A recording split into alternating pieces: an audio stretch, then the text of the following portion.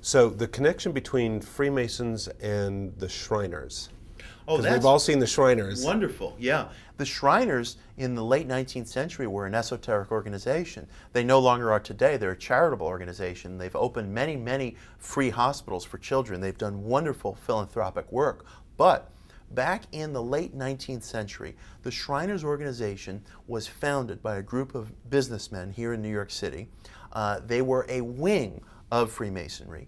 They were very, very interested in Muslim and Arabic symbols. They felt that the symbols of the Eastern world, such as the fez, the scimitar, other kinds of Eastern stars, were symbols laden with esoteric meaning. And some of the early founders of the Shriners organization, it might surprise you to know, were actually interested in Sufism. And they claimed, Really? I think, yes, yeah. They were very interesting men.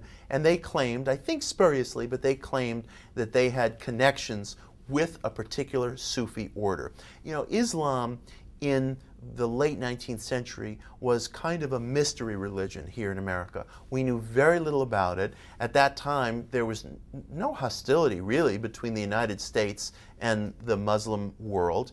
And Islam was seen as this very mysterious, distant religion, rather like Hinduism or Taoism. And people were very curious in some cases and very intrigued with the symbols of Islam or the symbols of the Arab world. So the Shriners felt that these were some kind of an esoteric code, and they began to use these symbols on their own badges, on their own regalia. They were interested in Sufism.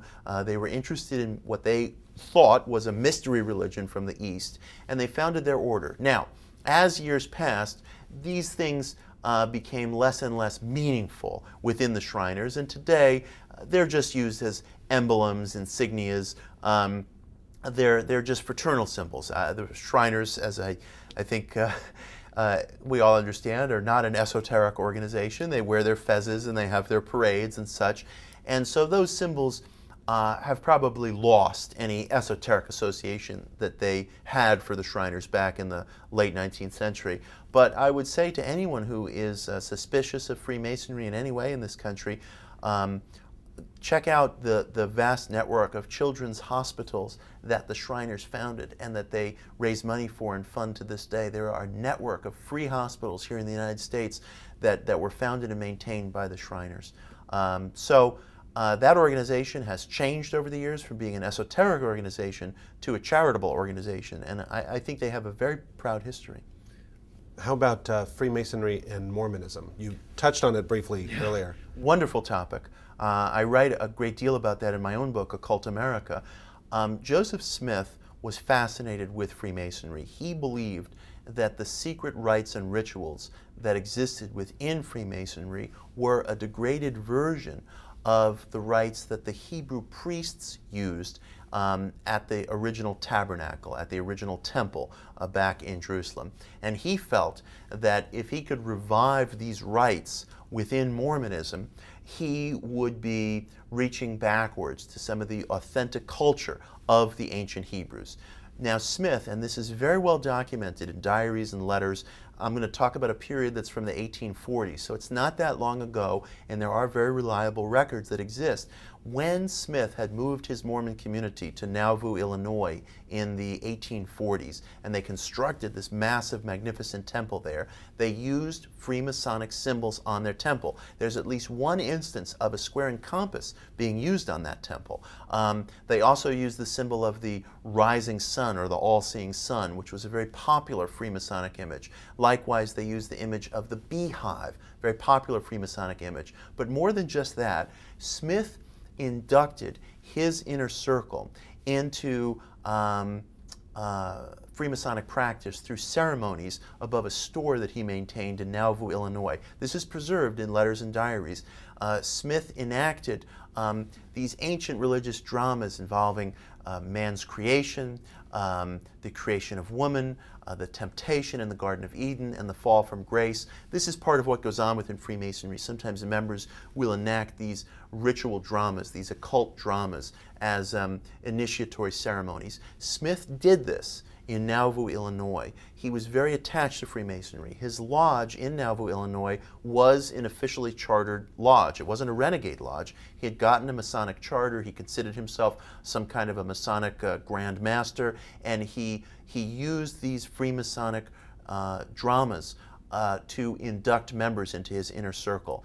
They performed these different plays. Men were ritually bathed. They were dressed in oil. They were given ritual names. They were instructed in secret handshakes. They were clothed in white garments.